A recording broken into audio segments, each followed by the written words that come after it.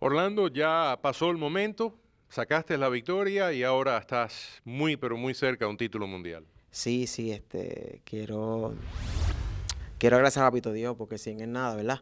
Él es que nos da la fuerza a cada uno de nosotros para continuar batallando en este deporte que es bien sacrificado. Agradecerle a mi familia, a mi mamá, que siempre está conmigo ahí. ¿Qué te gustaría decirle ahora al público? La última vez que hablamos contigo fue una revelación que, bueno, pues sorprendió a muchos y causó mucho fervor, pero ya hiciste una pelea y ¿cómo te sientes al respecto? No, me siento tranquilo. Yo como le digo a todo el mundo, yo lo que pido es respeto. Mi vida personal yo entiendo que no le importa a nadie. Yo respeto la vida personal de cada persona. Yo creo que también me respetan la vida personal. Yo soy un profesional dentro y fuera de ring. Yo hago mi trabajo, este es mi trabajo, yo dependo de esto y hago mi trabajo muy bien y no le falte respeto a nadie para que no me lo falten a mí.